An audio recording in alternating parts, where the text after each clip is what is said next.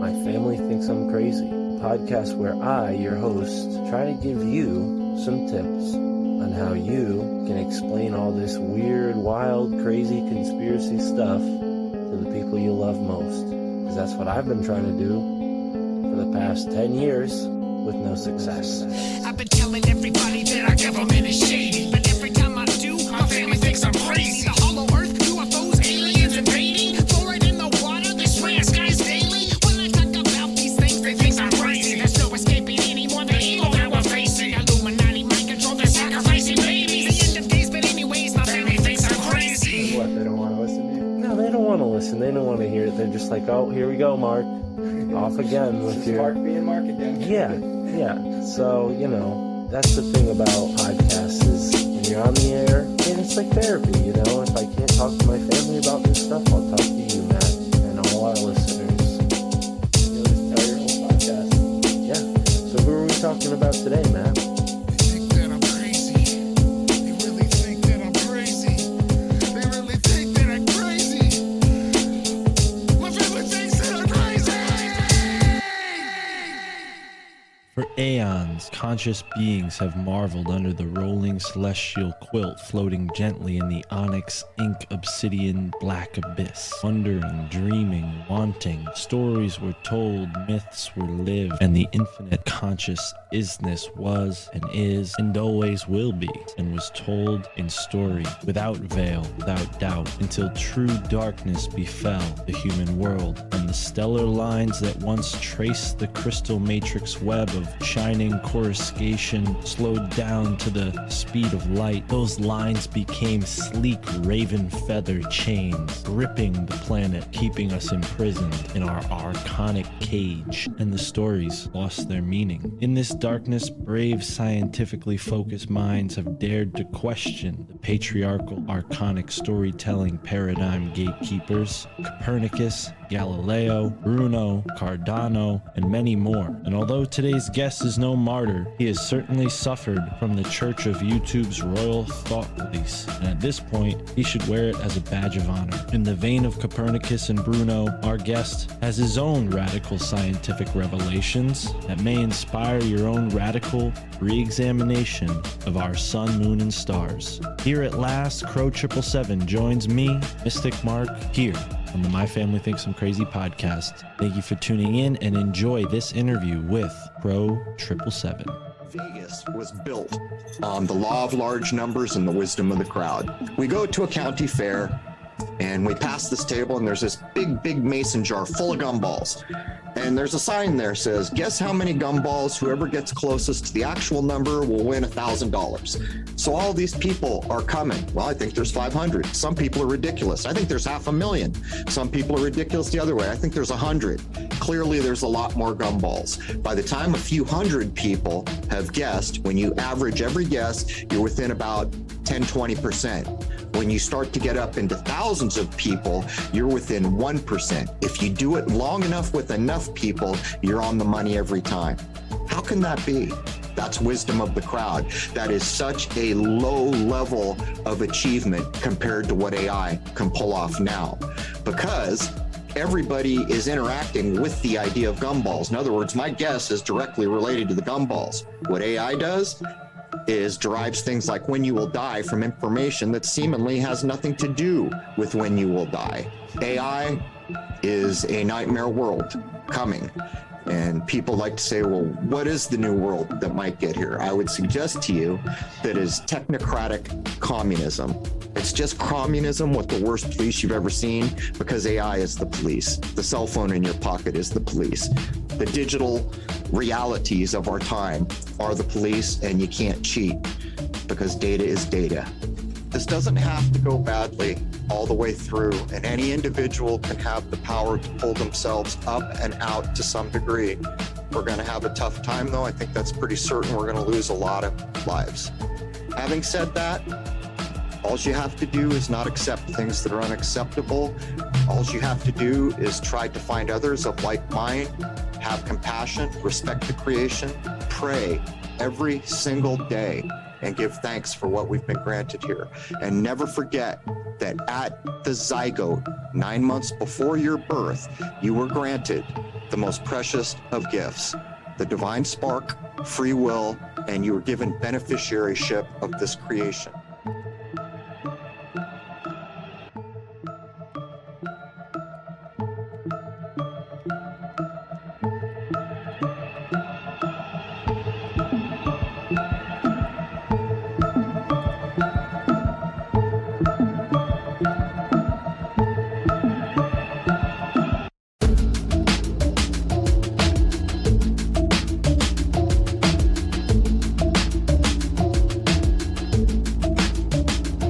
Pleasure to have you here, Crrow. I've been studying your work for a while, keeping up with your interviews on various shows, and following along on Crrow777radio.com. I highly recommend all the listeners, if you have not, save that in your bookmarks on your desktop. Please do so, or like and subscribe and follow on the same app that you're listening right now. But Crrow, you sort of have a unique origin and a unique place in this community. You don't see many people, questioning mainstream science in a practical, hands-on way.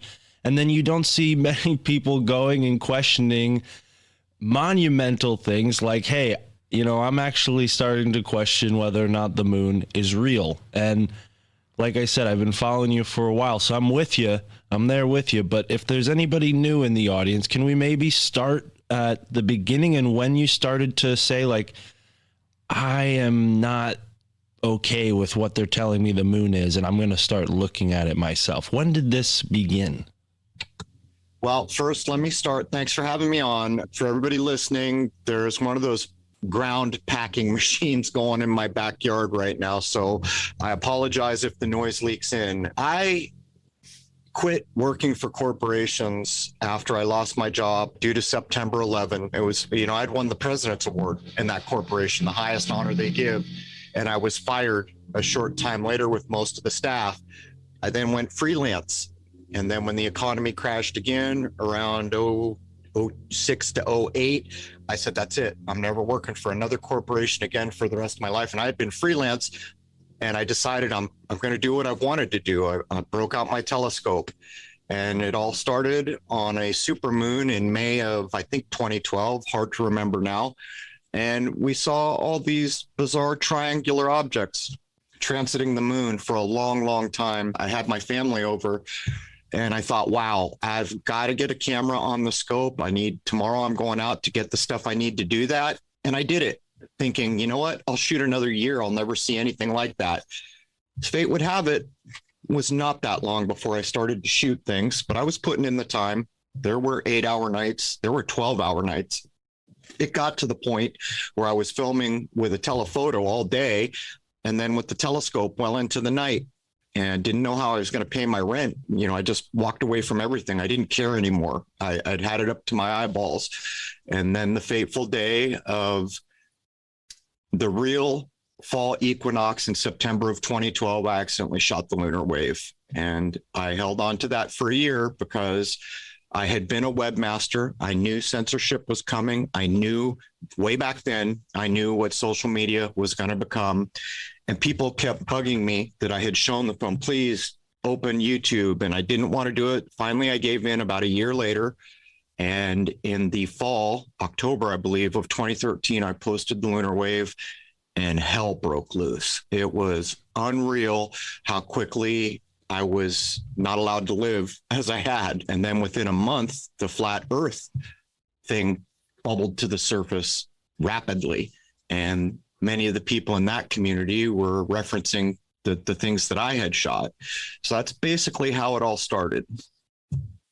Right. And that was that concerning when this group of people with the flat earth community started taking your beliefs and or not your beliefs, your findings and sort of putting them alongside their beliefs, or was that inspiring? I mean, sure, you might not agree, but that's a lot of interesting people. So I learned very quickly, it wasn't the flat earth community that was the initial problem. It was the rest of the world. I had to change my phone number. I had to ditch my email addresses and change everything. And then people within certain communities were saying a lot of things I didn't agree with. So I learned very quickly that I would not be joining groups and that I would openly say, I support Flat Earth. They're doing what they should be doing. They should be questioning all this stuff. Right. But I don't want to inherit your belief system. I'm my own man, and I will rely on firsthand observation. And I'm also a guy who reads a hell of a lot. And for me, older is better. And so I kind of separated myself, still to this day, kind of from the world, interact, but I don't become part of other movements. That's fair, and I commend you for that. I find myself entertaining the flat earth with the same disposition. Like, okay, I'm respectful. I'm impressed that you guys are this FU to the system, that you're throwing the whole book out. And there's a certain, quality to that that's worth respecting. But at the same time, yeah, I do not groupthink. The title of this show is My Family Thinks I'm Crazy. And, that's just as much of a true statement as a catchy title for a show. So, yeah, I am with you, Crrow, and I commend you for that. Now, when it comes to the lunar wave, it's an anomalous thing that I don't think any astronomer, at least academic astronomer, has ever recognized. Is that true? Have you seen any corroborating anything, or are you solely, responsible for finding this lunar wave and bringing it into the human consciousness? Well, I think, there was an information age. It lasted about 3 or 4 years. And that was when all this happened. You could find just about anything on YouTube for a very short period of time before we switched over to the age of deception, which is where we exist now. The information age was such a tiny window. And just because of how it happened and people, nobody was really filming quality footage with high-end optics and telescopes. So yeah, to some degree, it was just dumb luck, really. It all happened when it happened. And, I could have had another year, but I didn't want to be part of social media. And when I did become part of social media, all at once, everything changes. But, I always suspect that, and we looked this up, actually, another guy that we used to know said, did you realize the flat earth community popped up exactly a month after you posted? We went back when you could still do that, and we realized it was correct. The thing about it is the flat earth community has latched onto a thing that most of the world has no clue about. Space and this world and this place are misdescribed. It is provable. It is not arguable. I don't care how many scientists are listening. If you will not take the time to go challenge what we just said, what I just said, then what you're doing is joining the scientism crowd and saying, because someone wrote this in a textbook or because the scientific community accepts this as correct, this is the way it is. And by the way, that's not how science works. How science works is someone has a question, everybody gets on their little horse and buggy and they go out and test it. And then after test, after test, after test, there's a consensus, or there's not. We don't know, or no, we've learned this. The point is, I can say without any hesitation, you don't even know what the shape of the continent you're standing is, what shape it is. You don't know how many continents there are. You don't know anything about what's called the South Pole. I could go on and on. You don't know how far the sun and moon are from us. You don't know that there is a hard, fast barrier that some people like to call the firmament. Some people like to call a dome. The scientists like to make up stuff like the Van Allen belt. Everybody has a version for what's there. But if you go back to the older times, they knew. They openly knew. The Hebrew word for the firmament means dome. Means dome. Unfortunately, not many of us can read the older languages. Luckily, some of the teachers that I've acquired are highly educated, and they do read and comprehend these older languages. But we live in an era where those who have realized things are not as they seem are marginalized while this takeover takes place that's going on right now. Yeah. And I love everything you're saying about science. It's so unfortunate to see the status quo scientists get so much traction while thousands of brilliant, innovative people are out there questioning this mainstream established narrative? And, you know, save for the extreme cases where their life is taken from them or put at risk, you know, for the most part, they're blackballed. They're not given the ability to operate the way the ne'er-do-well followers are, you know, the way the, you know, look down and follow along Johnny type scientists are kind of playing in this realm. But we have some examples of innovative people that have pushed the sort of barrier forward. I want to get into them. I don't want to fast forward too much, but you did mention Rudolf Steiner and Victor Schauberger in the notes, so I hope we can get into them at some point. Sure. Very familiar with Victor Schauberger, but when it comes to the lunar wave, it's been 10 years almost now. I don't know what month you did this. 10 years about. September 2012 on the true equinox, not the stated equinox. The news lies about when an equinox occurs. An equinox is equal day and night, and it occurs dependent on your geography. And so people can comprehend, because most people glaze over like, I don't know what he's talking about. If you're in California, the sun does not rise at the same time when you're in New York. Right. Two people in those places experience a different, that's how an equinox works. Right. Where I am, the equinox will usually fall, the spring equinox, on about the 17th or 18th. If someone's north of me, a day before. If someone's south of me, a day later, just to put it out there. Right. Well, and given that you've spent so much time thinking about this over the past almost 10 years now, has your theory changed? Obviously, as a true scientist, it should change if you find new information, but how much has it changed, and how much has your definition of what you saw changed? Everything has changed, and it constantly changes, because some years ago, where I used to set up my telescope in Lemon Grove, California, there was a tree that used to block part of my view. And one day I just had an epiphany. Every day I've come out, this tree grows. And I started to think, I have people in my family who've never changed their spiritual point of view or any point of view for all the time I've known them. And yet nature shows us, look at this tree. Every day it grows. And I changed everything I did at that point. I will never hold on to anything if I have reason to doubt it.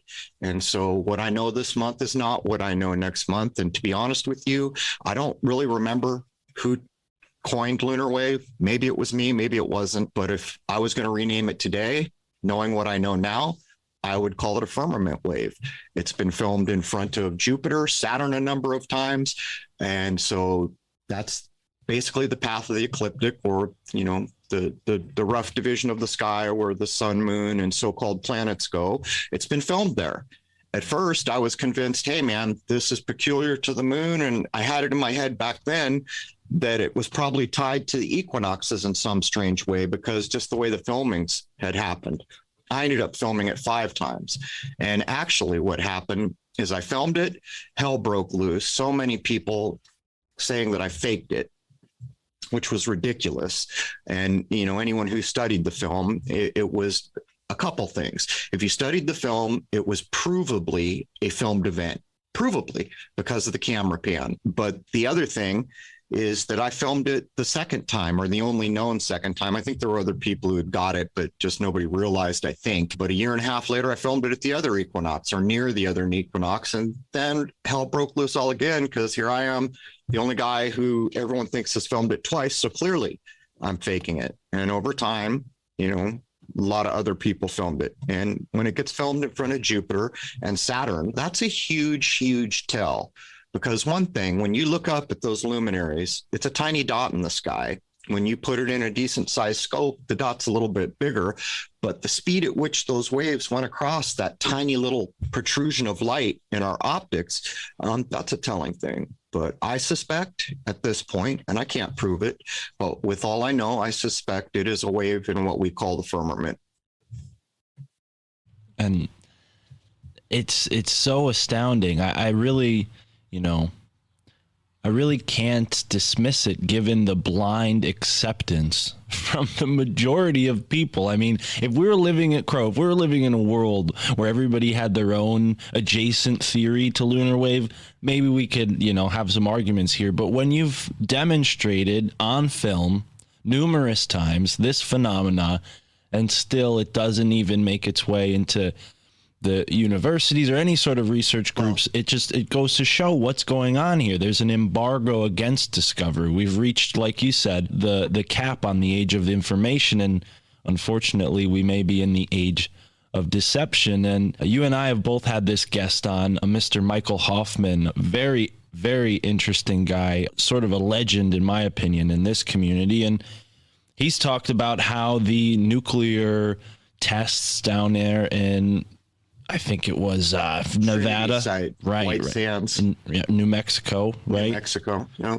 And he's talked about how that was an alchemical ritual, and I've heard you talk about this many times. Sam often questions on his show, the veracity of nuclear weapons. But if we could switch gears a little bit, because although I'm very interested in learning more about the sky clock, you've spent a lot of time talking about that, and I do want people to go and check out Crrow777 Radio. So please, folks, if you're interested in learning more about Crrow's view of the night sky, please go and check out his show. He's tackled these topics in depth, all the details, far better than I could paraphrase here now. But I do want to get your thoughts on Nukes and Mr. Hoffman's approach, because it's rare that people appreciate him in this podcast community. I don't know many other podcasts besides ours that have even had him on as a guest. Mr. Hoffman is a legend. He is old school journalist, no nonsense, capable as all hell. He has written some of the best books on the Vatican that I have ever read, not mainstream, the real deal, taking it apart brick by brick. Ironically, he loves Catholicism. He is, I would venture, I think he is a Catholic, and yet he takes all this time to show how the leadership has ruined Catholicism. Right. But that man co-wrote a book with a man named James Shelby Downard. Mr. Downard showed us more than anyone has ever shown us ever, as far as I know, about how this country came to be, the spells that made it, the secret societies that crafted it, and the misuse of alchemy, which is what we were starting to talk about in White Sands. As far as nukes, they're nonsense, and I can prove it in one sentence. There's never been a time in Nagasaki or Hiroshima when there hasn't been drinkable water, plants, animals, and human beings, which proves the description of nukes is false. Radiation destroys cells. Radiation pollutes water. There has never been a time when those two places have not been occupied significantly. It's all poppycock. By the way, I just got contacted by a young lady whose grandmother is a Nagasaki survivor, and we may try to have her on. Wow. Yeah, that would be incredibly important. I definitely would be tuning into that. And yeah, it's amazing.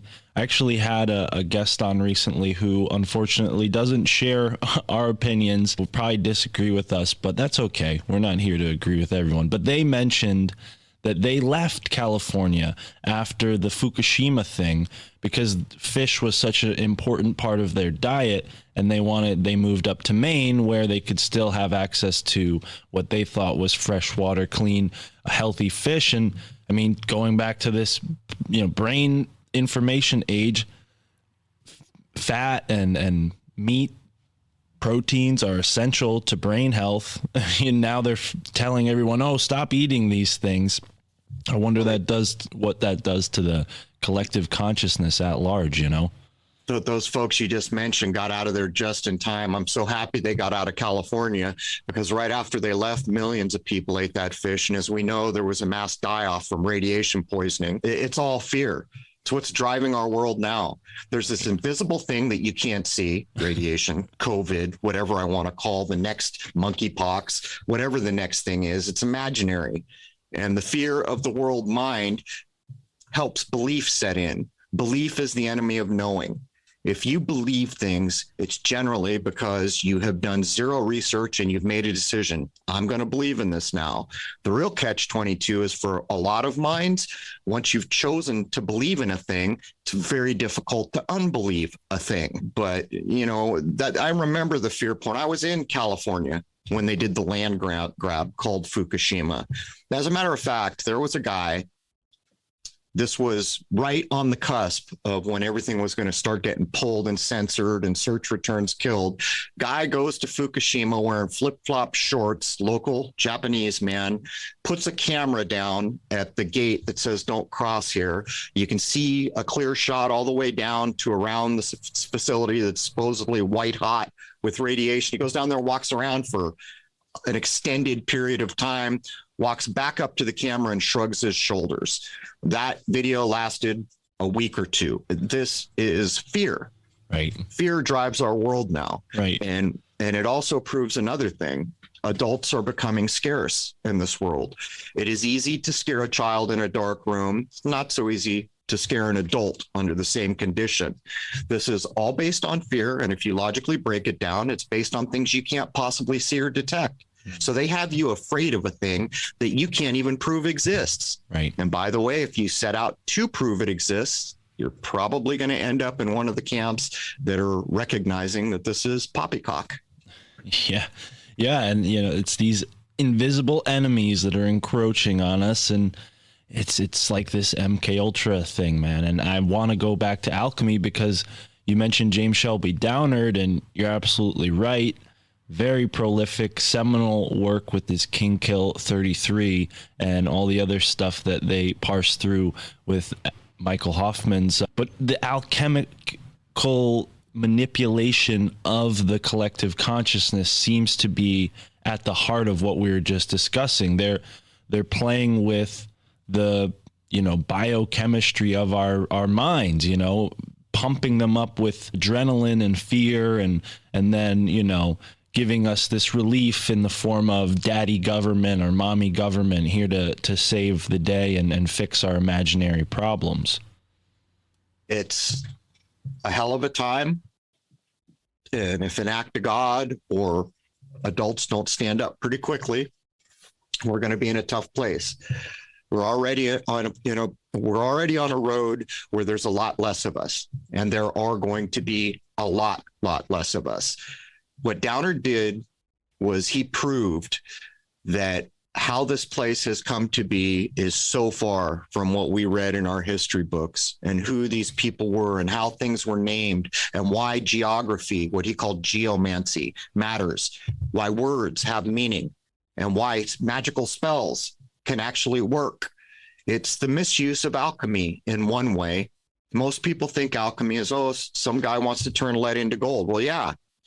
You can transmute any metal up the chain. When you get to perfection, that chain for metal is gold. It will no longer rust, oxidize. Gold is gold, representing the sun. But what most people are not aware of, alchemy in procedures like I just described are only a method to teach you how to do that process to yourself, to take your lead fallen existence and transmute it up to perfection in gold. That's what alchemy is actually about.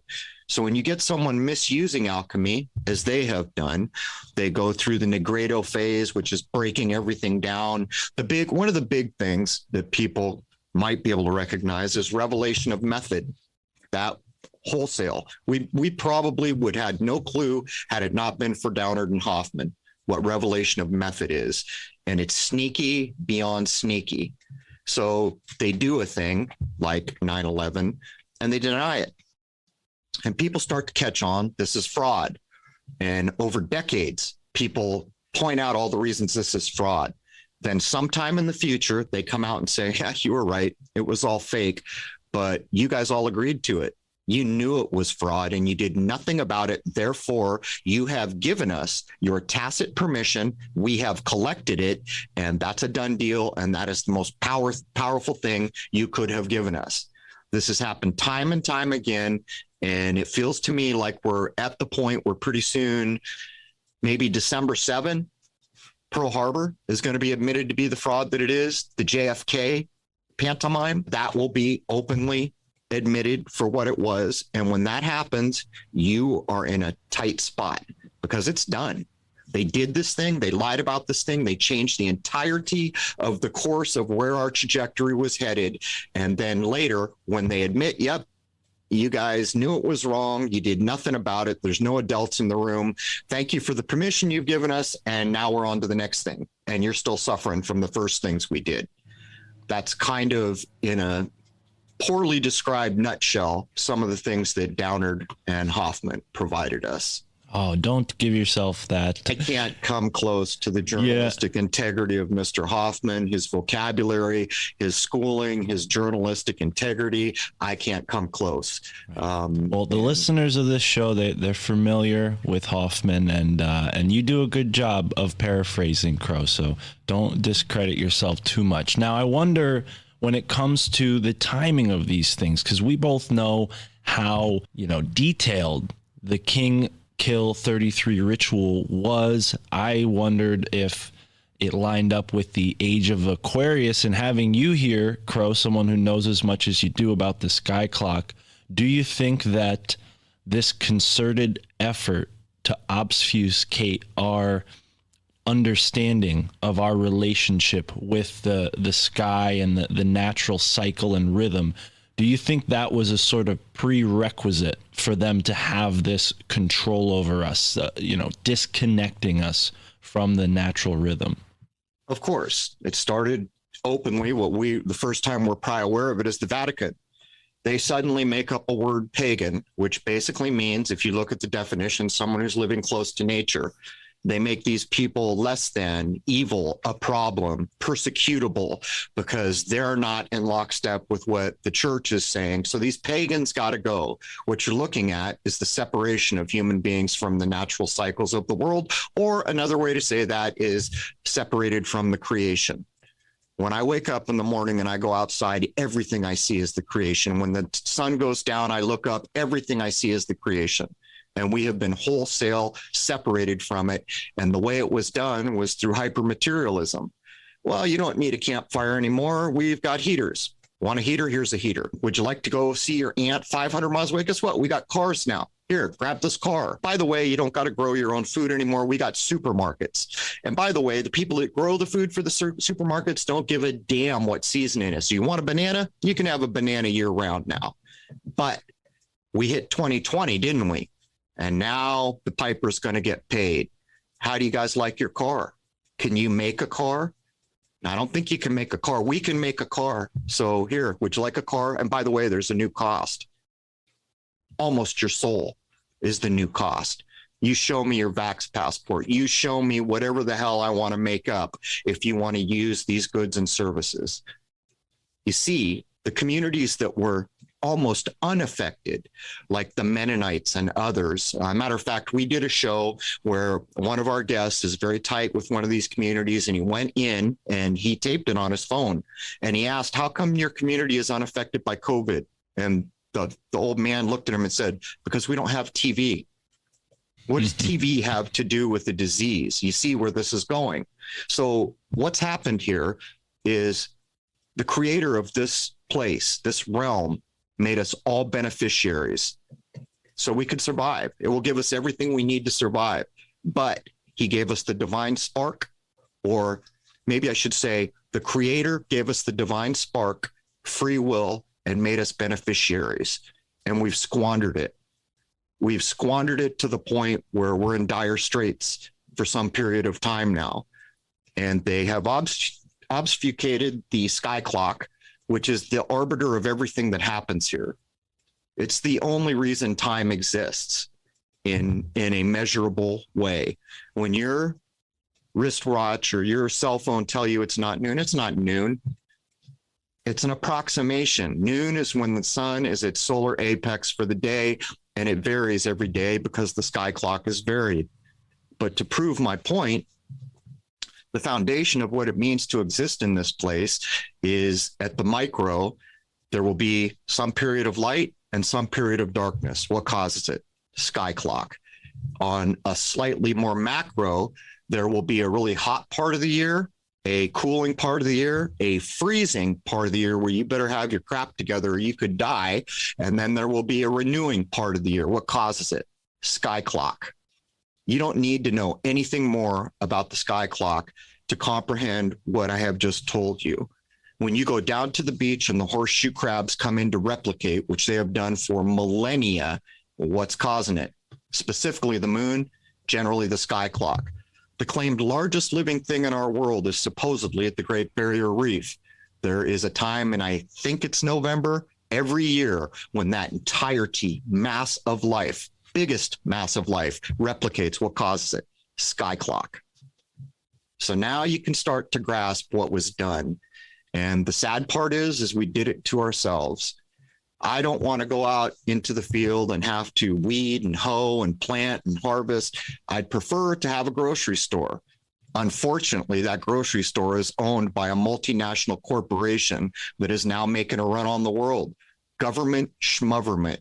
We're richer, we control all the resources, and we've bought our way into almost everything that matters. And a corporation is an affront to the creation. It is a dead thing that is given the rights of a living person.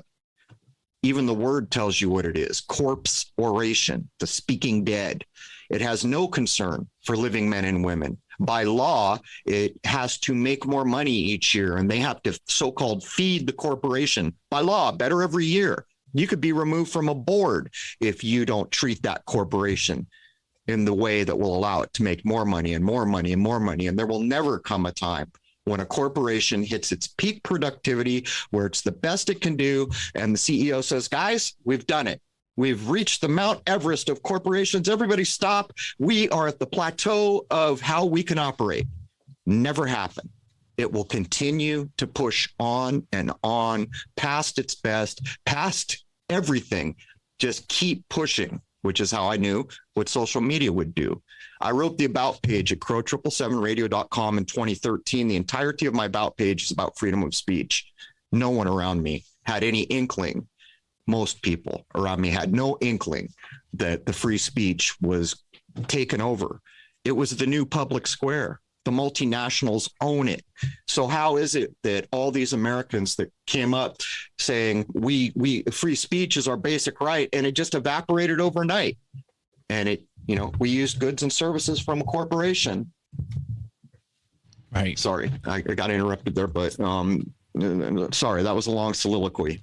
No, and it definitely fits into where I want to go next. Do you need to take a pause for a second? No, I'm all good. Okay. No, I'm all good. So, it's pretty clear that these, and I love how you broke that word down to corpse oration, the speaking dead.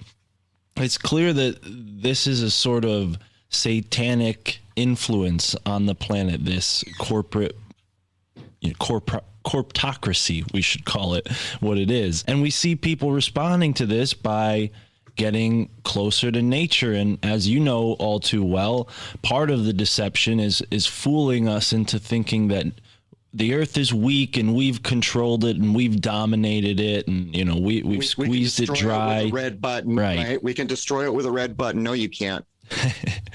Right. And we have this body of knowledge that's been put forth by what I think is the invisible helpers, sort of speaking like muses through these what we call geniuses. But some examples: Rudolf Steiner, Victor Schauberger. I was reading a little bit of Victor Schauberger last night to get prepared for this, and he said that fresh water, and all the water for that matter, is the blood of Mother Earth, right? And I think that given that we're in these kind of dire straits, maybe we should spend the rest of our time talking about solutions and how people can get off the grid and connect with nature, create their own devices that can purify their water and do some really astounding things that the media would never want you to know about.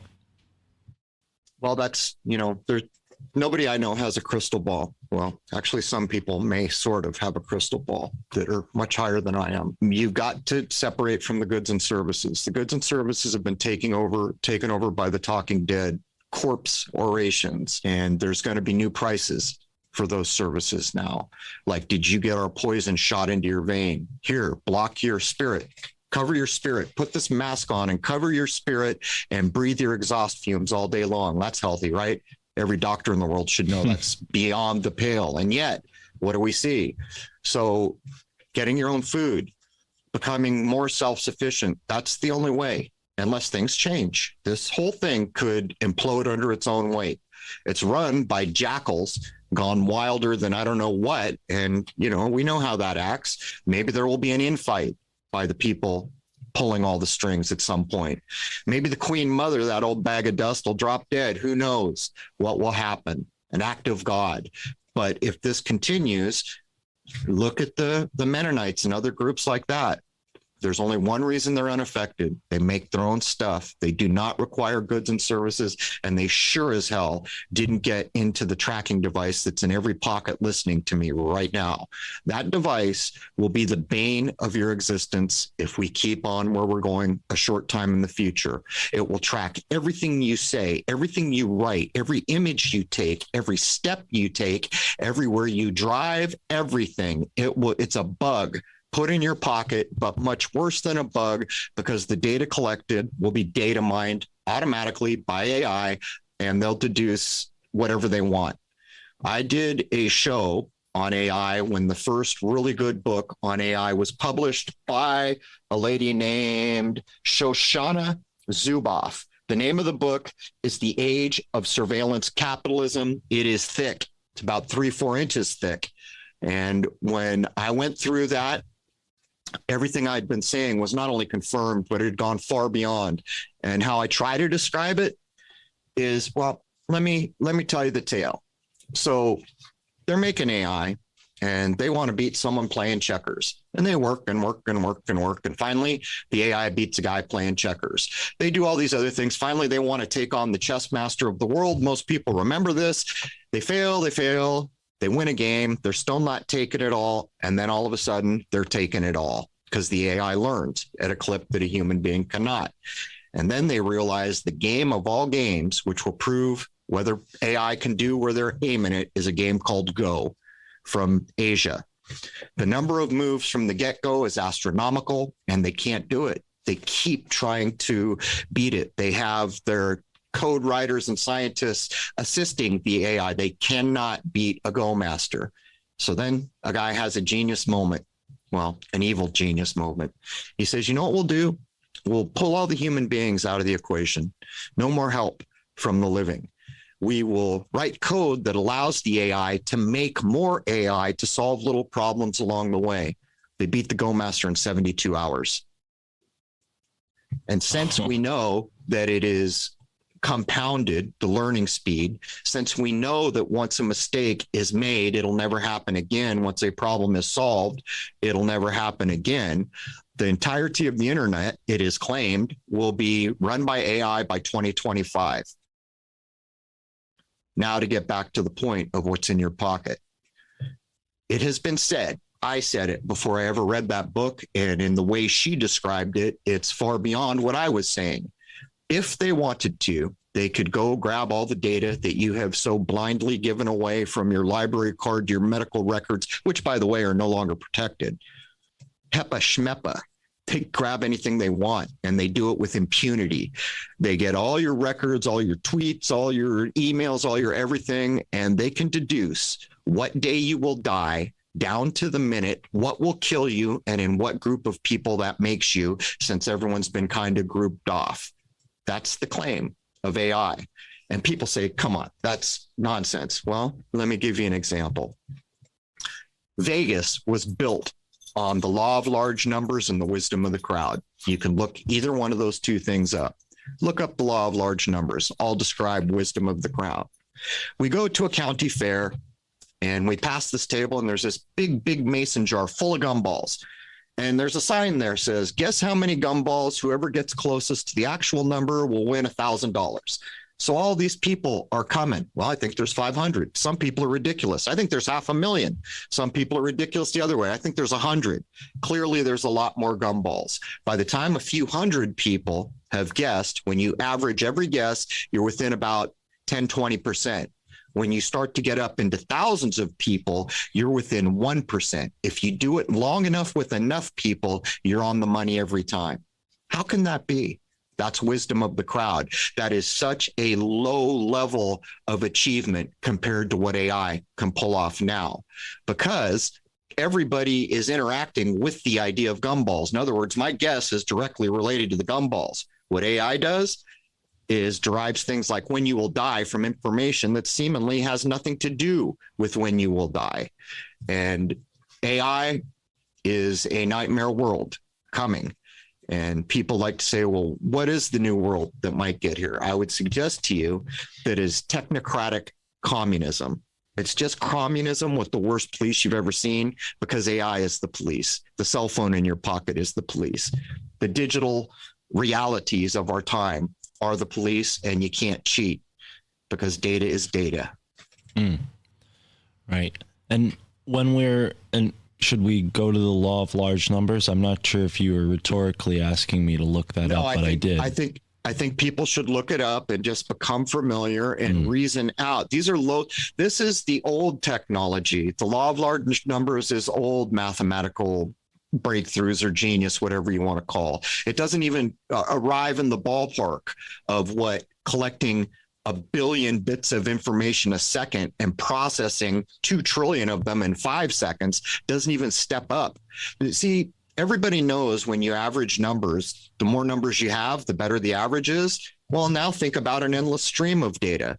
As a matter of fact, it's a bit of a time machine. Since we can now say that the data they're collecting is endless. If they collect every single thing posted everywhere in the world today, guess what? In the time they were doing that, more data was posted. And there's tomorrow. So the sheer volume that's being burned through by computers. And the other problem with this is no human being can possibly comprehend how the AI even beat the Go master. You know why? Because it did trillions of thoughts a second, or calculations a second. A human being could sit down to look at the record for the rest of his life and not even begin to dent the processes that were achieved. Wow. And that's a scary thing on the face of it. That starts to knock on the door of the matrix, right? Like, who's in control here? The AI or us? We don't even know how the AI is doing what it's doing. Right.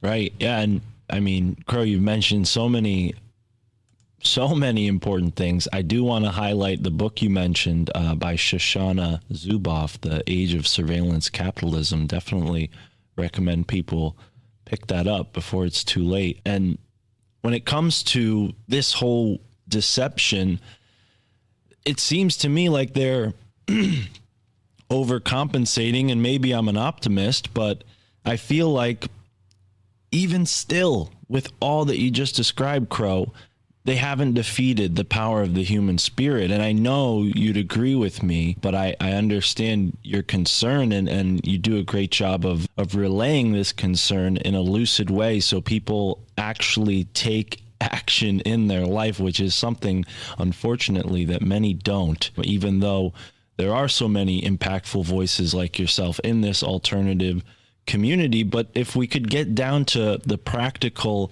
advice when it comes to defending your privacy, defending your security, and becoming more sustainable, and as you said earlier, not relying on their goods and their services. Do you have anything to share or add in the vein of practicality and defending yourself? So I had a YouTube account with over 100,000 followers deleted. They put it back 3 weeks later.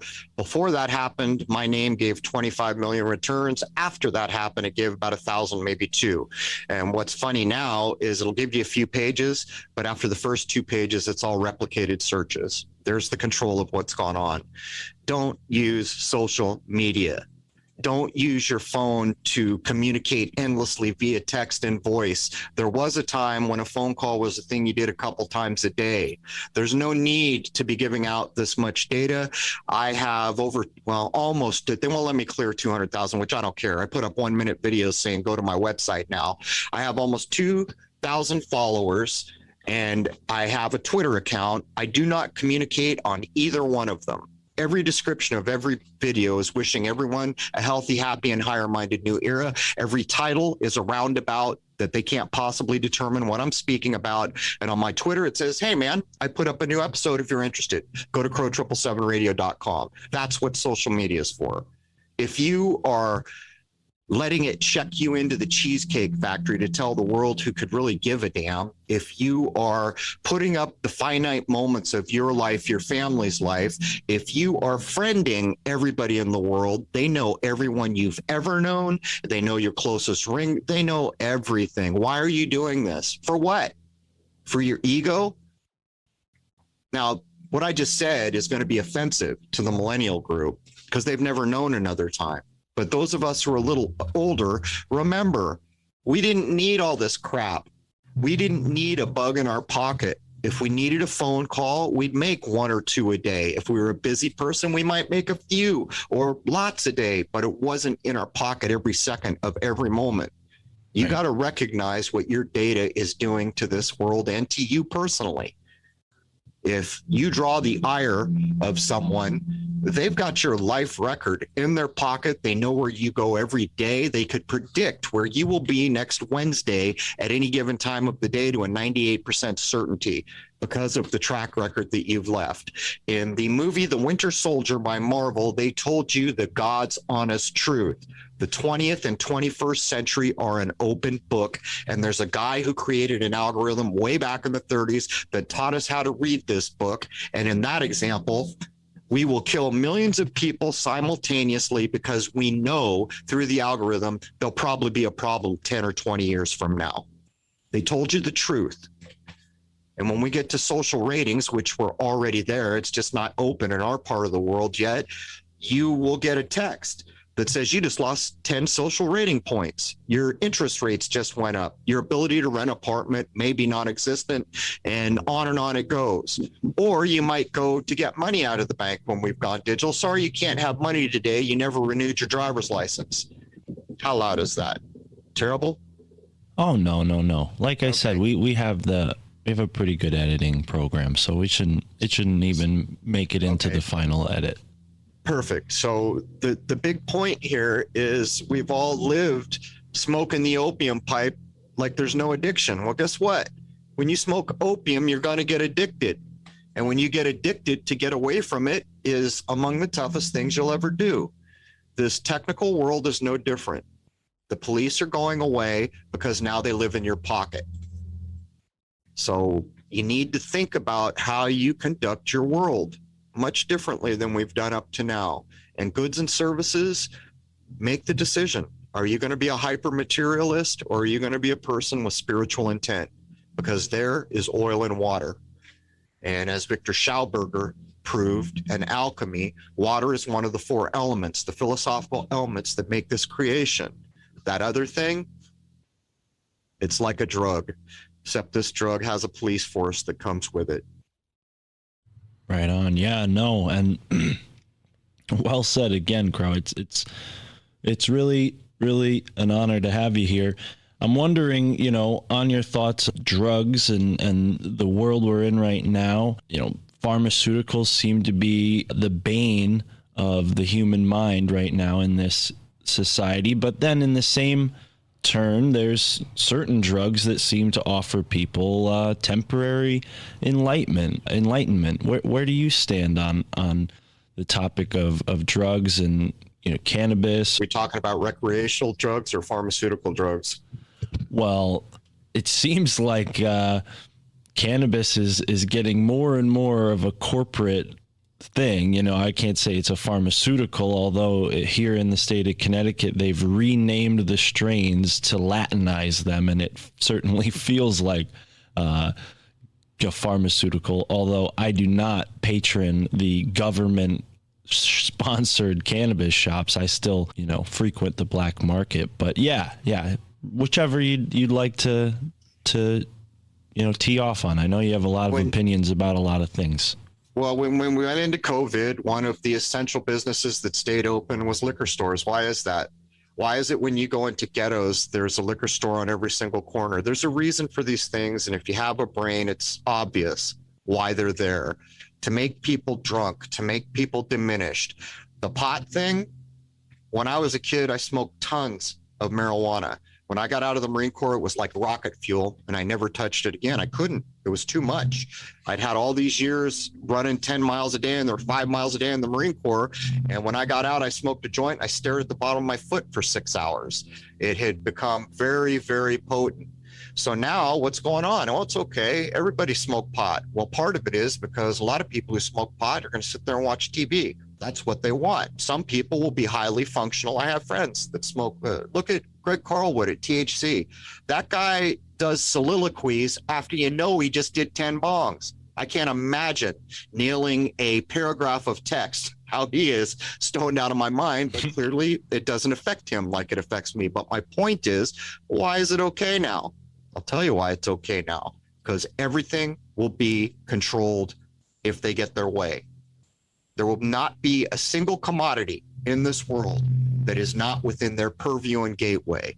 This will become the nightmare happening when digital currency takes main stage, if it is allowed to. The day that so-called crypto becomes the main game in town, human beings will have lost more freedom than any other event in the entirety of human history that I'm aware of. And all the crypto people are going to start screaming and crying, right? I don't care. I know people you don't know, and I knew this was true before crypto was even a thing. Where crypto goes is a nightmare. And if you want the most basic leg up so you can begin to deduce where this goes, you can be cut off for any transaction, blocked by any transaction. Don't try to tell me you've got some sneaky new way to sneak on the internet. The internet is controlled, and even if you could do some strange peer-to-peer thing, it would only be a matter of time if they wanted to stop it. As far as I know, the Federal Reserve does not tolerate competition at any level. So whether they stop how you're doing it or kick down your door, one of those things is going to happen. But words have meaning. What's the first one? Crypt. Is that a good thing we want to be involved in? Are we all interested in getting into the crypt? How about the blockchain? A block is the angles of sorrow. 90 degrees used to be commonly known as the angles of sorrow. We all live in a block now. Every house I know of lives in the angles of sorrow. Chain. Does everyone understand what a chain is? We've come so far that we've lost comprehension that words have meaning. And if you hear a thing, simply stopping and taking apart the word starts to give you an inkling of how you should be feeling, how you might accept or not accept based on what you've learned from such a basic thing. But the worst thing about crypto is you will go to get money one day and they'll say, sorry, you're not getting money today. Go renew your driver's license, your smart ID, prove to us you've been vaccinated, whatever they want. That's where it goes. And we did a show on the white paper from the Federal Reserve on the digital dollar where they want it to go. Two things that punch me in the nose. The first thing will be, it will be impossible to have a savings account. The second thing was, it will be nearly impossible to inherit any wealth you've managed to get down to your kids, but that's a bit laughable because crypto is not wealth. The day we go to crypto, we have agreed that wealth doesn't equal value, or value doesn't equal wealth, or money doesn't equal wealth anymore. To put that succinctly, when we go to pure crypto, you will never find a person in this world to sell you gold for crypto in return. If you did, they're out of their damn minds. Who's going to trade you electrons on the head of a pin for something with actual intrinsic value? Right. Right. And, you know, I had the opportunity of getting on Rockfin. I know you're on Rockfin as well. And I definitely take all my Ray, my Ethereum, and immediately cash it out because I have that same suspicion. And it's working right now. Hey, I'm able to get a little bit more cash in my pocket thanks to Rockfin. So I'm not complaining, but I'm definitely not, you know, hedging all my bets on that. So yeah, that is not an unwelcome message here, Crrow. I definitely, you know, if people can make a buck or two using the funny money, sure, good for them, but it's not really my knowledge base. I'd probably just end up losing more money than gaining if I tried to play around with that. What's the one that just lost 90-some% of its value? Oh, that yeah. also proves something. Any Right. currency that is not stable is manipulated by definition. Rockfin, I don't use. I think Rose is running that. She set it up for me, and I said, sorry, I'm not doing it. So I think Rose runs. I don't even I've never even been Oh. on the Rockfin with my name. So Rose is running it. But if you're a clever person, sure, people have gotten rich with crypto, but that's not really the point. The point is that it is imaginary. It is without intrinsic value. And smart people will say, hell, Crrow, we've been there for a while. And you're right. We came off the gold standard entirely in the 70s. That was one of the biggest steps down we could ever took. Every time you're using a credit card, what are you doing? That's basically like crypto. When we're passing this fiat money around, it's just IOUs. I give you one, you give me one. The only reason it works is because we're pretty sure we can hand it to anybody and they'll accept the IOU. But the idea of wealth, that's what is aimed at. There is still a constitutional right that says, and listen carefully, if you buy something like a house with, I don't even know, it's like 20 something or 30 something dollars in specie, gold or silver, you actually hold and own the title. And people are going to say, well, I hold my title now. And I'm going to tell you, no, you don't. You have the right to possess and use. You do not hold title on a damn thing. And I know that to be true because you're not an entitled person. If you were an entitled person, you'd have a title like count or something else. But it is still constitutionally protected for whatever it's worth, that if you buy with gold or silver, you can hold the title. The shows I've done with KL prove this.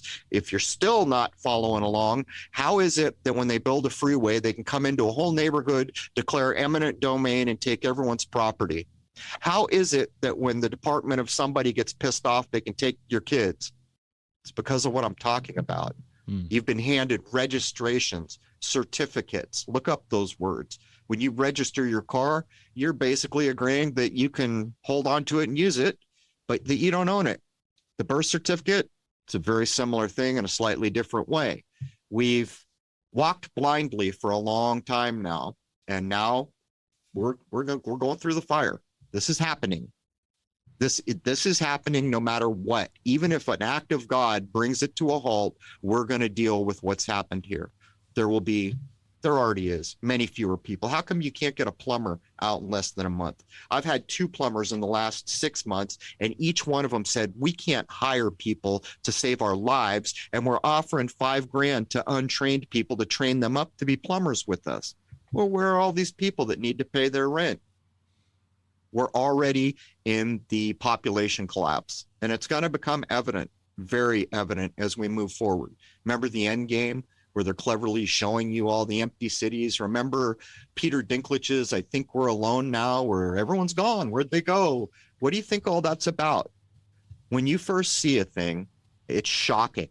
When you see that thing over and over and over, it becomes subconsciously acceptable on some level. They've already plowed the field in our minds for what may come. It's already coming at some level.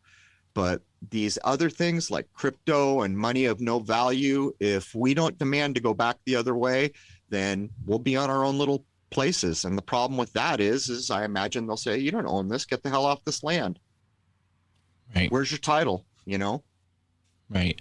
So with that in mind, I mean, do you recommend people move out of the States, find another place to live in, maybe a different state? I mean, if you had to put, your money on a place on the globe that looks best right now as far as sovereignty and freedom, where would you go?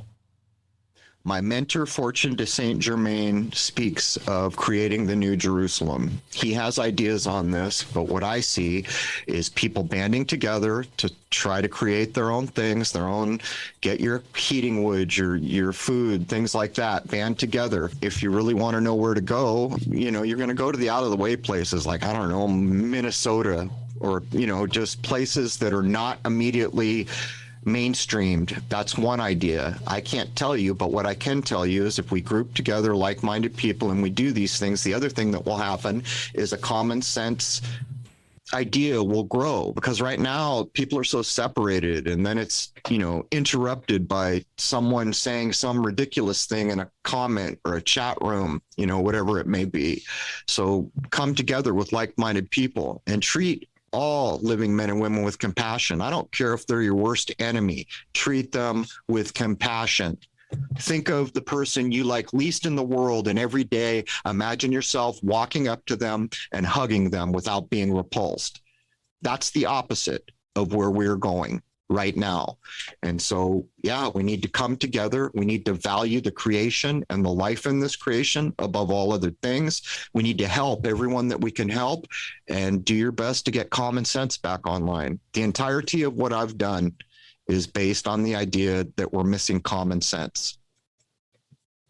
Absolutely. Yeah. And I really resonate with your message, Crrow. I think something that we talk about in common is baseline reality. I don't know if you use that phrase, but people need to connect to their baseline reality, because we've been given all of these overlays that disconnect us from who we really are, who we're meant to be, who we came here to be. And I hope we can sort of, I don't know how much more time you have to give us, but I hope we can sort of end this on a light note, no pun intended. You wanted to talk about the sun and the true power of the sun, maybe even what the sun actually is. We're told it's this fiery, hellish ball of burning gas, and I really don't think that is appropriate. I mean, it's a life-giving object. Clearly, there's something cosmic, celestial, something intelligent even going on with the sun. But what are your thoughts? Well, if you want to be honest, the sun's the light of this world. Without it, there's no light here. There it is. There's your baseline. If I'm wrong, prove it. If I'm right, now you know something to work from. I call it an aperture at this point. But what I know is that the older authors that we have trouble getting a hold of, they knew exactly what it was. They're called luminaries in their consciousness. And to try to give someone a way to consider this, I'll ask a simple question. Is the earth, what we call the earth, is it alive? I accept that it's alive. And if I'm standing on a thing, then it's alive and it's part of the creation. How can I look at these other luminaries and not consider them as alive? Everything is alive. Everything has a vibrational rate. The sun is hard to fathom because we've been told so many things that aren't true.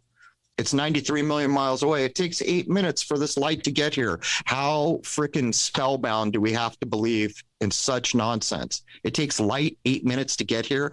The light from that star took billions of years. The star that made it has blown up since it's not even here anymore. And the lights, how much fairy tale are we willing to accept? Where has common sense gone? And even if that was true, isn't it your duty to stop and say, wait a minute, that's a hell of a claim. That light's been going billions a year and the star's no longer there. Prove it.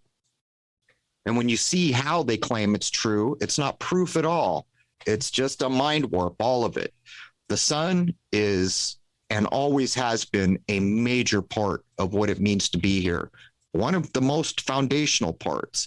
It is referenced in the Bible to a level that I can't even communicate with you. And most people who read the Bible are probably not ready to consider what I just said. So that's on you. Do it or don't do it. It's almost like we're quarantined here. As a matter of fact, I accept that we are quarantined here and we're quarantined in the dark, except for the sun, which gives us half a day or less, mostly less, of light, because it's all we can handle. That's why people lose their minds in the polar region where it's light 24 hours a day. They start coming unhinged if they have to tolerate that too long. There's a spiritual aspect to the sun. It creates the foundational truths of this place, because I told you before, light and day are foundational for what it means to live here. Seasons are ultra foundational to what it means to be here. Well, thank the sun and the sky clock for those foundations. I consider it at this point an aperture. I filmed a thing that I call the sun we don't see. If I'm right, that's a big idea. And it's been reflected in masonry, woodcut communications or scribing boards, whatever they called them. It's been written about in a lot of places. If it's not true, then maybe it's a reflection on the firmament. But the point is what you've been told about it is nonsense. What you've been told about all the luminaries is nonsense. Werner von Braun told us the truth once. You know, the man who supposedly single-handedly made all the rockets that took us to outer space. Well, on his deathbed, he said, please write this on my tombstone, because before I go, I'd like to say one true thing, because everything else he said was poppycock. He wrote a psalm. He wrote his name, his death, and birth date, and he wrote a psalm, which encodes 9/11. I think it's 19:1, the psalm.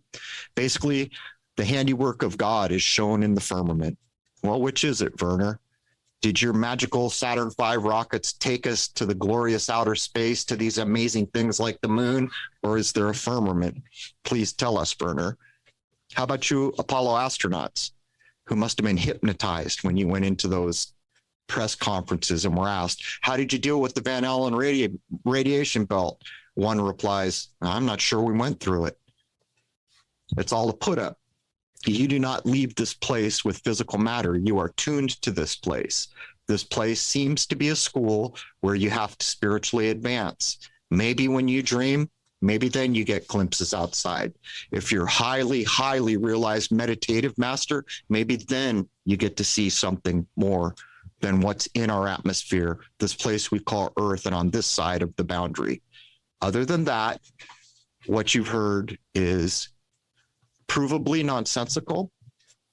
And the only reason that it sticks is because the people in authority scream bloody hell, call you a conspiracy theorist, or remove your content to defend the lie that they have to defend for the rest of time. But in short, had we been a culture of people who valued the creation that we've been granted, we would know these things, but we don't spend any time thinking about them. We're more worried with what car we have to have, that we have to work the majority of our life to pay our bills, that we need to come up with rent money, food money. It's all designed to blow your mind, from the way we work to the way hypermaterialism shapes every facet for most people right now. Wow. Yeah.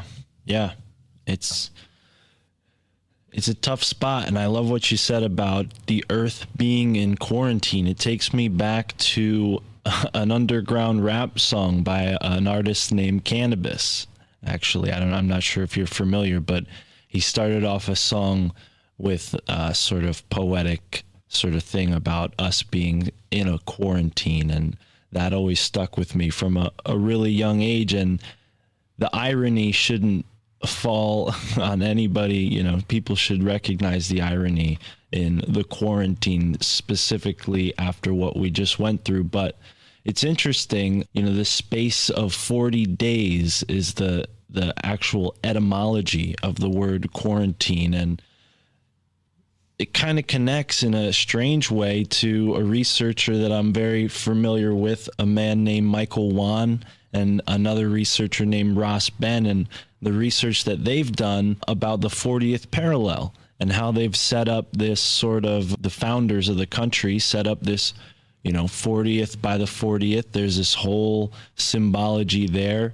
And then to connect it back to what we were saying before about the New Jerusalem, a city not too far from me, New Haven, that word being a Dutch, you know, variation of New Heaven. This is all supposed to be New Jerusalem. So I wonder, maybe in a sort of inverted way, you know, this spell, this dark spell that's been cast by the planners will be inverted by, you know, and again, I'm the optimist here possibly, but it will be inverted and transmuted from lead to gold by us, the bearers of this spiritual torch, the people who, not we specifically, but the people who carry this energy of light and truth into the future, despite the despotic, technocratic corptocracy.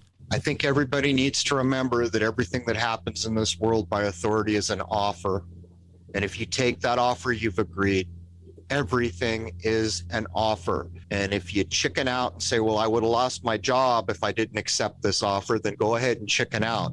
What's more important? Your freedom, your free will, your soul, which you can't really sell that, but you see where I'm going here, or holding on to your spiritual, what you know to be right. There is no higher choice to be made than you personally doing what you know to be right, true, and correct, and spiritually acceptable.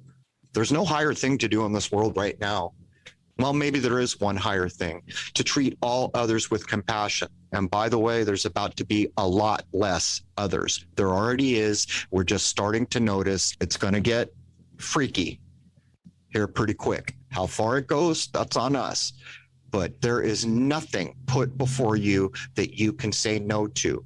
There may be slapback, there may be things you don't like, but almost to a person, the people who faced their fear, walked away from their job that they'd had forever, they communicate to me, it's almost like the door slammed in my face and this brilliant new window opened.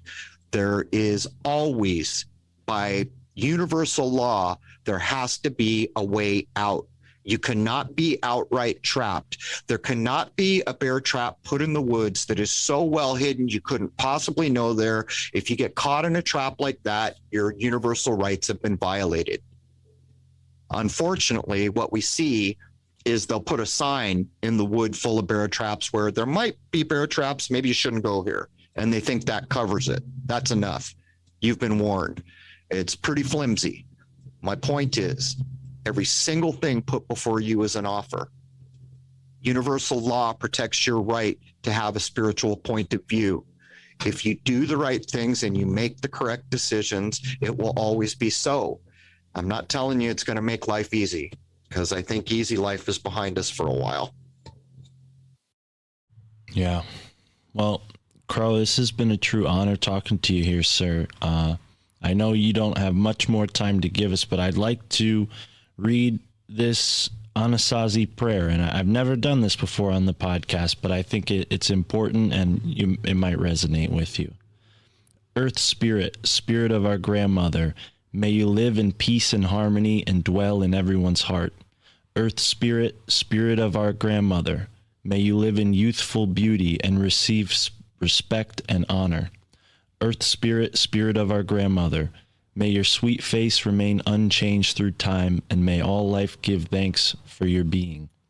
And, I wanted to read that because it's important to remind people, everything you said, I wanted to highlight that we are living components of this living earth. And by raising ourselves to this higher awareness that conversations like this touch on, and, the body of your work and research lend to people, it's what we need to do, and not everybody is going to have this same sense of optimism, but I think it's important to do that, even if it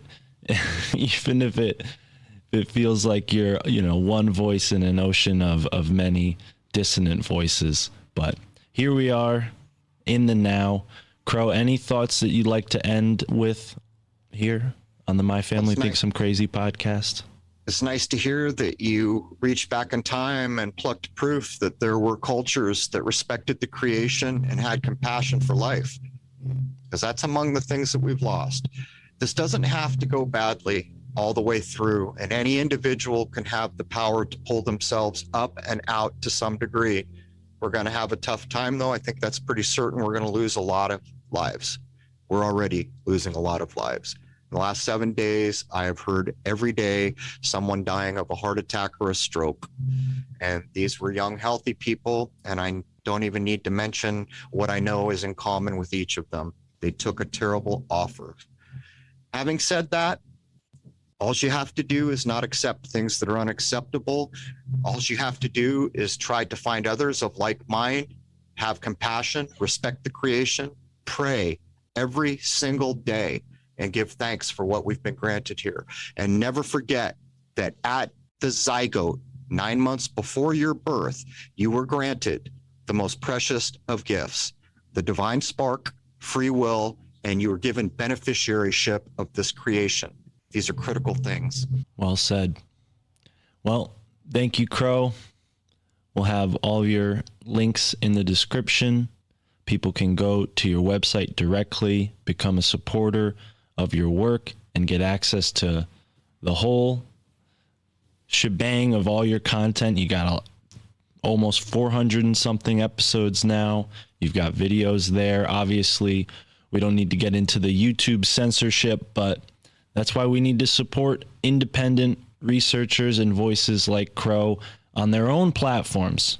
Yes, people, you might be listening to the audio version of this show on YouTube, but please, I encourage you, delete your YouTube account, download a podcast app, and start dealing with this in a decentralized way, because RSS feeds are decentralized thanks to Adam Curry and the podcasting 2.0 index. So, you know, conversations like this will be preserved on the internet so long as that index is up and running and connected in the way that it is. But Crrow, thank you so much for being here. And folks listening, thank you so much.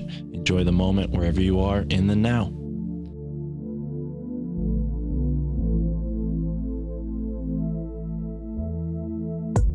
Beginning of this podcast, you heard the song produced specifically for the My Family Thinks I'm Crazy podcast that was produced, created, rapped by the group known as Destiny Lab. You can find them on YouTube. Then you heard a song called Hustlers Anthem by Ghost Beats. And now we'll be listening to my new friend, Polizna, and his album Only in the Milky Way during this extended outro. And of course, our new outro produced by the very same Polizna, the My Family Thinks I'm Crazy song. That's all it is. That's what he titled it. And I love it. So I hope you do too. And of course, enjoy the music, baby.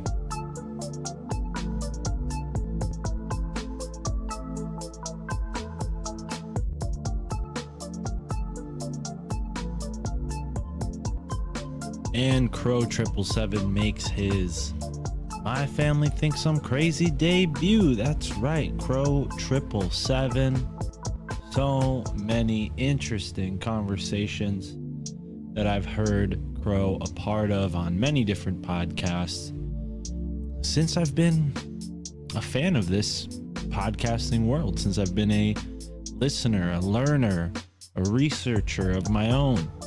I have factored in Crrow's theories, and although I do not subscribe 100% to everything Crrow espouses, I do find it really inspiring.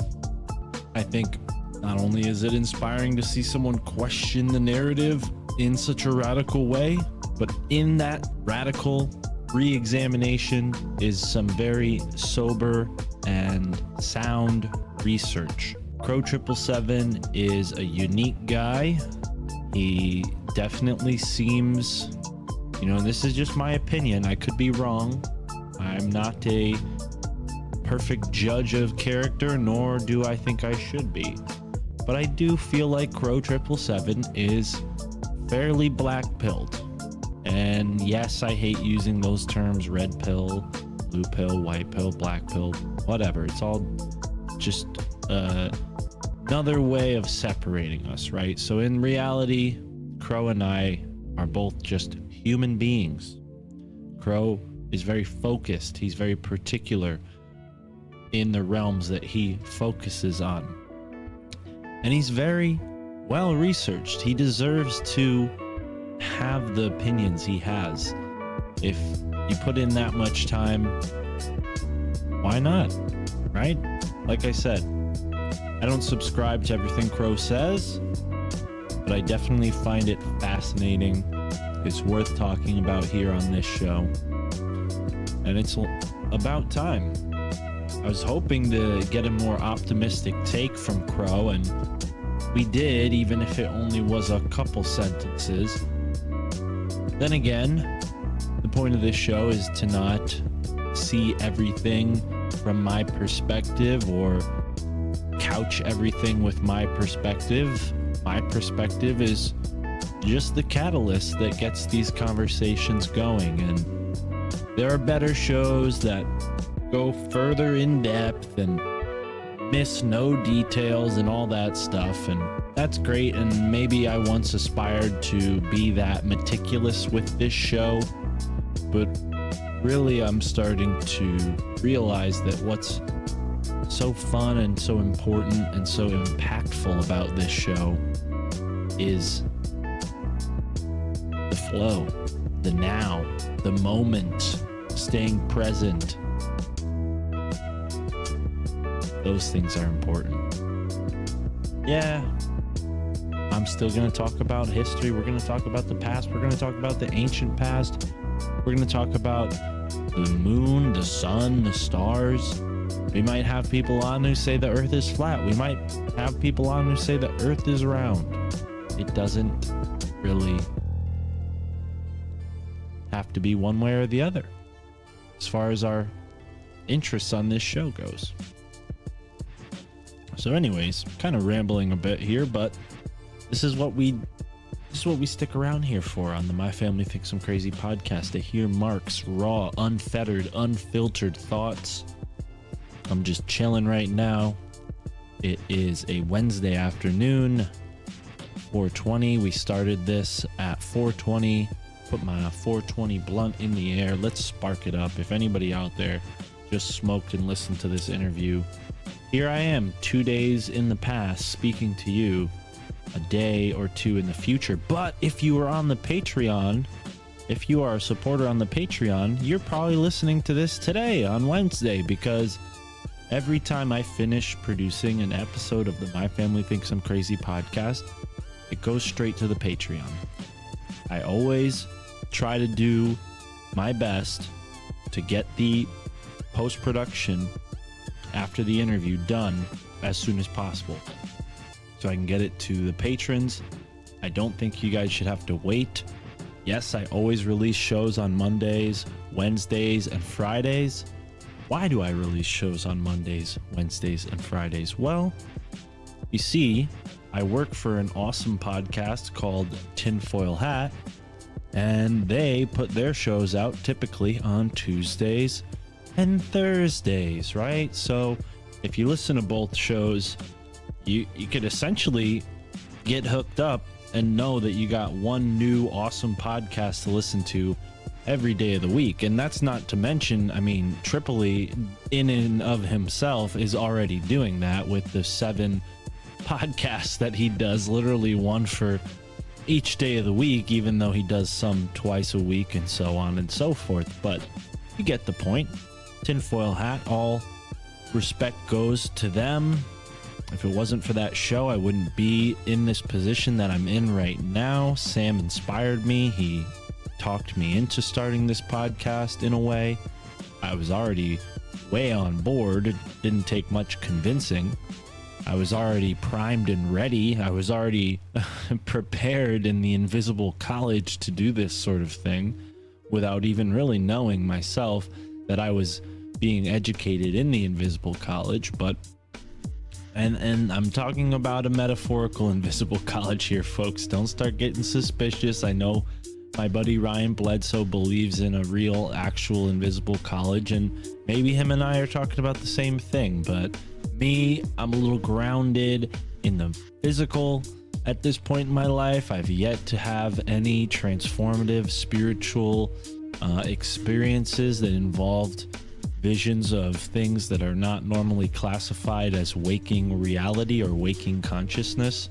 So I mean, I think Bledsoe kind of has the opposite of that. He's had many experiences in the subtle realms or the otherworldly realms, and so has several members of his family. So I didn't mean to pick on Bledsoe there. I love Ryan. He's a great dude. Just really using his perspective to juxtapose against my own. Now, that's not to say that I haven't had spiritual experiences. I just haven't had anything that you could classify as an otherworldly encounter, whether through psychedelics, aliens, or any other folklore, mythological, occult, esoteric experience. Yeah, all of those words are really not it. Beating around the bush is what I just did there. Liminal experiences, that's the best word. A liminal experience, because liminal just means the in-between. It's like the twilight, in between the point in the day when the sun is set and the night sky rolls into place. That is twilight. That is liminal space. And The Twilight Zone, an excellent TV show, is one of my favorite TV shows ever. When I was a kid, I used to watch all those old television programs while I would sit and hang out in my May and Pepe's house, and they were well into their 60s and 70s when I was just a kid, so they were quite old for as far as grandparents go. My Meme is still alive. Shout out to you, Meme. God bless you. And I would watch these amazing classics with my Pepe. He used to work in a movie theater in Canada. He actually dropped out of school in the 4th grade to get a job. That's just the way the world was back then. And he was one of 7 brothers, and dad was already working his ass off, and his older brothers, some of them went off to war, and some of them were in the army and National Guard. So he needed to put some food on the table, help his mother and his father out. His father was a tough frontiers type man, installing telephone poles in the street, using dynamite to get the holes started. I mean, come on, folks, this is kind of wild to imagine. So these are the stories I heard when I was a kid, and The Twilight Zone was one of many TV shows that I witnessed with my grandfather. Bruce Lee movies were another one, even though my Pepe liked Chuck Norris much better than he liked Bruce Lee. I was always sticking up for Bruce Lee. And yeah, I don't know how I got down that tangent, but we're gonna pull myself out of it. Twilight Zone. Twin Peaks is also kind of on mine because of a couple conversations that I've had recently. One with Michael Wan, one with a future guest who I'm very excited to present to this audience, and one with my friends Juan and Chris on the Illuminati Confirmed Patreon podcast, which you can only find on my Patreon, Juan's Patreon, and Chris's Patreon if he ever makes one. So yeah, that's a bonus show. And if you sign up for the Patreon, like I said earlier, you'll get early releases. You'll get the bonus show for Illuminati Confirmed. And you also get a monthly show that I do for just you, the patrons. I give you all spirit animal names, welcome you to the family. I talk about some messages that I've been sent recently from you guys, whatever is most interesting. Read comments that you guys have, maybe stuff that's in the Telegram, and then I also take you through my open tabs. That's right, I have many instances where I sit at my computer and I find weird stories. I find random strange events, and one story will lead me to another, which will lead me to another, and eventually there's a whole group of stories. And last time I attempted this type of episode, it was very fun, very interesting, and we learned about Leslie Lynch King Jr., which I don't think you would have even guessed that there is a president of the United States whose name was Leslie Lynch King Jr. by birth. He was not sworn in under that name. He legally changed his name, I think upon college or high school graduation, but I won't say who, but you got to go listen to the Patreon to find out who that is. But yeah, quite a fascinating story with Leslie Lynch King Jr. Seems to me like he could be a perfect candidate for an example of a Manchurian candidate or a MK Ultra president. Very interesting, huh? Anyways, here we are. This episode with Crrow777 was recorded on June 3rd, and it is released on June 17th. It is the 177th episode, and of course that is 3 7s matching Crrow777. I usually do not plan that kind of stuff, those kind of coincidences, till the week prior. So it's really out of my control. It's not like I was sitting on this Crrow777 episode for a month hoping that there would be some sort of 7 date coming up, but it ended up working out that 177 was only a couple episodes away by the time I recorded this. So I said, you know what, we're gonna put Crrow777, bump him up on the list a little bit, and also give you guys a Friday episode. I know summertime, the listenership goes down a little bit. People are out, they're going on vacation, they're doing stuff. I'm sure you still got plenty of time to listen to podcasts, whether you listen to them in your car, while you're mowing the lawn, while you're waiting on the bus, while you're waiting airport to get on a plane. Maybe you listen to them while you're on the plane. Download them and keep your phone in airplane mode. Shit, I haven't flown on an airplane in decades, so I have no idea how that works, but I'm sure you'll have time. I listen to podcasts almost constantly. It's probably a bad thing at this point in my life, so I'm sure any amount of podcast listening is good enough for you, however much that is for you. And why not have more My Family Thinks I'm Crazy podcasts? You could never have enough, you know? Just have some more. Take your fill. But here we are with Crrow777. Very interesting stuff. We got into a couple different topics that I did not expect to get into, as usual. Like I said, I try to be prepared. I try to research for these interviews, but at the same time, sometimes I feel like it's just best to throw the notes on the floor, cross your fingers, and hope for the best. And I mean, I've been having conversations with people since I could talk, you know? And who hasn't, right? I was shy, sure. There were times in my life where I probably should have or could have spoken more. But I think I've grown to have a knack for conversations, and if you agree, please give us a 5-star review, a rating, join in on the Telegram, tell us your comments, and of course support us on Patreon, on Rockfin, on Buy Me a Coffee, on Ko-fi, code-fi.com. You can also send a one-time donation via Cash App, Venmo, or PayPal, whichever way you'd like to pay. Just know that I cannot keep this show going without supporters like you. And speaking of some really awesome people who have donated to the show recently, shout out to Alessandra Bonifacio. Thank you, Alessandra Bonifacio. I hope I pronounced your lovely last name correctly. Who else? Shout out to Michelle Burr. Shout out to Gabriella. Oh, Gabby. Hey, Gabby. Shout out to you, Gabby. Thank you for the support. Shout out to Michael LaCroix. Shout out to Kent. Shout out to Isaac, aka Dr. I. Shout out to TR. Big help from TR. Big help from Dr. I should say as well. Very kind, very generous, and it helps. Trust me.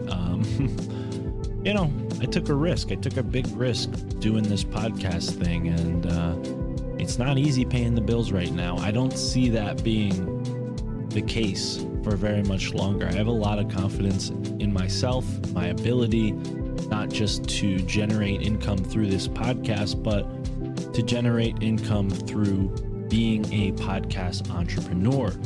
You may know I started a podcast cooperative. There is no profit involved in that at all, but it has led to some cool opportunities here and there.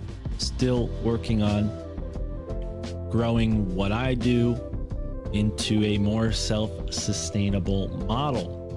So if there's anyone out there who thinks they may need my advice about starting a podcast, about navigating the world of podcast marketing, maybe you have a business and you want to know how you can get out there.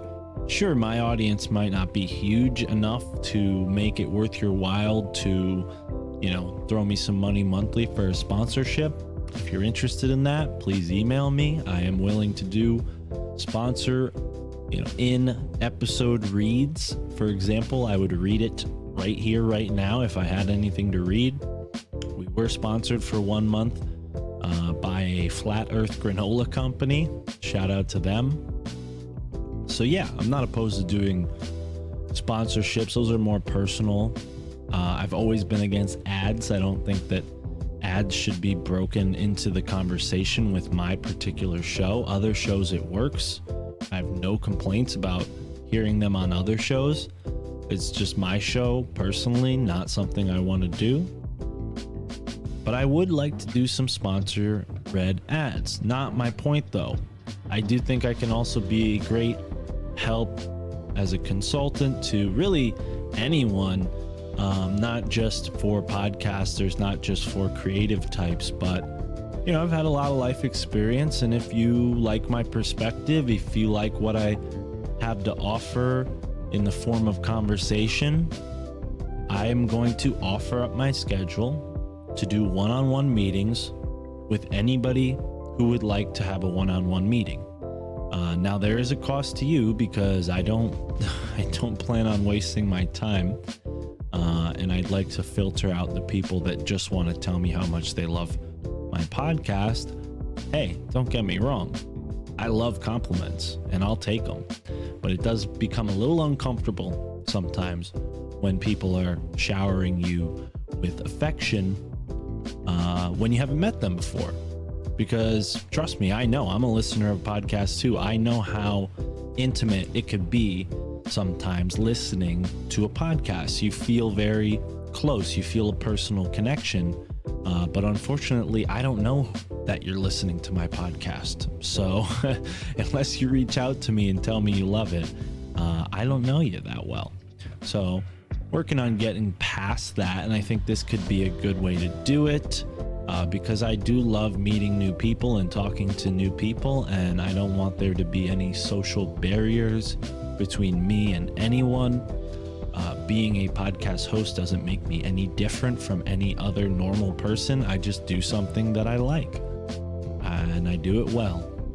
So if you think you can benefit from my advice, benefit from just talking and having, you know, me lend an ear and maybe some sympathy or some advice or whatever it is you think I can contribute to your life, do not hesitate.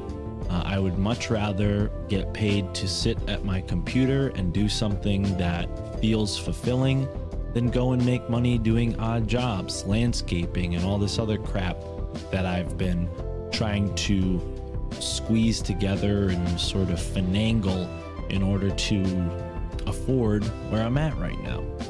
So I know these extended outros have been a little bit like a plead for money and all that, and I'm sure people who don't have the patience for it just tune out, which is fine. I can't tell how long you listen to the episode anyways. But yeah, if you are here and you have listened this long, then I know you care, and I really do appreciate that. I've, you know, sort of prided myself in how committed and loyal I can be to certain podcasts, and I think there's a karmic benefit to that. I've been a supporter of several podcasts for the past 4 or 5 years, and I don't think I would be where I'm at if I didn't make that choice. I did not have a lot of money at the time, and I said, you know what, even though I don't have a lot of money, I'm not making a lot of money, I'm going to support these shows on Patreon and on their various websites, and karmically it has done wonders for my life. Like I said, I'm still not all the way there. If I was, I'd be looking for causes to get behind rather than telling you I'm a cause to get behind. But that's how this works, folks, right? You pass it on to me and I pass it on to the next person, and like attracts like, and the universe helps those who help others, right? So this is where we're at, folks. If you need some help from the universe, consider getting that fast track to the karma cash by supporting me with a one-time donation. It's super easy. Just go into the episode description and see what wonders you can unlock. If you want to stick around longer, sign up on the Patreon, sign up on the Rockfin. I could use your support, and the more folks who support this show, the more time I can put into the show. I mean, I'm already doing like 3 episodes a week at this rate. I might have to slow it back down to 2 episodes a week if we don't get more support soon. But yeah, hey, I mean, if things go great and we're getting thousands of dollars a month on Patreon, I'll do 5 shows a week just like Sam Tripoli does. I mean, shit, Tim Dillon only does 1 podcast a week and he's making $800-something thousand on Patreon, probably more. So anyways, this outro's gone on long enough. Thank you for tuning in, and enjoy the moment wherever you are in the now. Shout out to Halizna for the awesome rap song you're about to hear. Peace. My family thinks I'm crazy. Baby, baby, baby. Maybe, maybe. I'm a little extraterrestrial, trying to stay human in a cesspool of professionals. But I confess too much off of the tongue. All my aunties and my uncles shield the ears of the young. I be saying shit and they don't know where it's coming from. In like 100 years we went Zarbomba from guns. Check the facts, check the Fed, check the stars. Stanley Mines was murked for a water fuel cell car. They each their own, you can stick with your own ways. But eat the rich and drink the motherfucking Kool-Aid. And I can see the red on your lip stain. White skin, blue collar, pure American made. Fuck it. You can keep your blood-soaked heritage and run the soul off the moon landed narrative. Yeah, my girl thinks that I'm embarrassing. My folks think I'm nuts, but never question the parenting. Stuck in bed, so my boss thinks I'm lazy. Connecting dots, but it's all kinda hazy. I'm on the internet, feeling like I'm Dick Tracy. My pack thinks I'm un-American and shady. Yeah, I'm feeling unhinged lately. Encounters of the fifth kind on the daily. You could tell me that the president's an alien, it wouldn't faze me. My family thinks I'm crazy. Baby, baby, baby. My family thinks I'm crazy. Baby, baby, baby. You might think that I'm off in the deep end. One too many Netflix docs on the weekends. But check the budget for a military defense. Tell me we ain't scared of something not within reason. Steel beams, another 1492. And 9/11 was the red, white, and blue. And you be lit off the floor riding, ain't got a clue. All your dreams just shit on a Rockefeller shoes. Don't believe a damn thing a politician ever said. Ain't one brick left to gold up in the Fed. They still got bricks of cocaine to make crack. Oxy's killing the working class, FDA's whack.